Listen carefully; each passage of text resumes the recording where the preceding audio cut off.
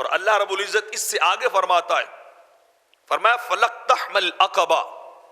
وَمَا أَدْرَاكَ مَا الْعَقَبَةُ، فرمایا لوگوں نے گھاٹی کو کیوں نہیں عبور کیا؟ وہ ایک دشوار راستہ ہے، دشوار سفر ہے، لوگ اس کو عبور کیوں نہیں کرتے؟ لوگوں کو عبور کرنا جس گھاٹی سے گزرنا چاہیے،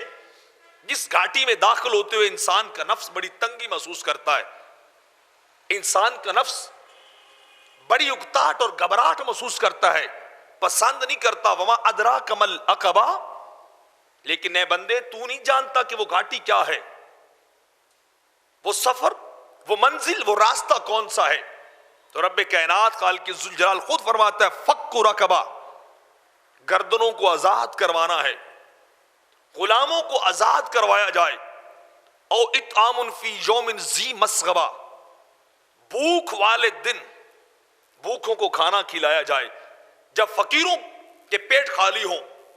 جب مسکینوں کے پیٹ خالی ہوں، جب وہ بیچارے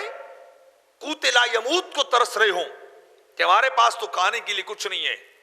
ہمارے پاس تو پیٹ بھرنے کے لیے کچھ نہیں ہے، بھوک والے دن جا کے فقیروں کو کھانا کھلا، فقیروں کے پاس کھانا لے کے جا،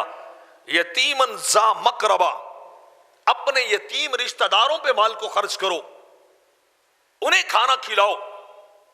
مسکینن او مسکین ذا متربہ، یا وہ فقیر جو مٹی پہ رہنے والے ہیں، وہ مسکین جو زمین پہ سونے اٹھنے والے ہیں، مطلب ان انتہائی غریب ہیں، انتہائی ضرورت مند ہیں، تمہیں ان لوگوں پہ مال کو خرچ کرنا چاہیے۔ اور رب کائنات نے اس خرچ کرنے کو ایک گھاٹی سے تعبیر دیا ہے، کیونکہ انسان کا نفس پسند نہیں کرتا کہ اپنا مال خرچ کرے، انسان کبھی پسند نہیں کرتا کہ وہ اپنی دن رات کی کمائی کو دوسروں کو دے دے۔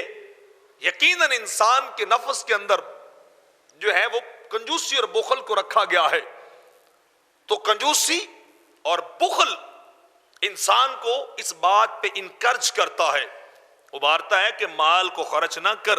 مال کو اپنے لیے بچا کے رکھ، اپنے بیٹے کے لیے بچا کے رکھ، اپنے آنے والے کل کے لیے بچا کے رکھ۔ تو رب کائنات فرماتا ہے نہیں، تمہیں اس دشوار راستے سے گزرنا چاہیے، ضرور آگے جانا چاہیے، اور جب تم یہ دشوار راستہ عبور کرو گے تو تمہیں آگے چل کے خدا ملے گا۔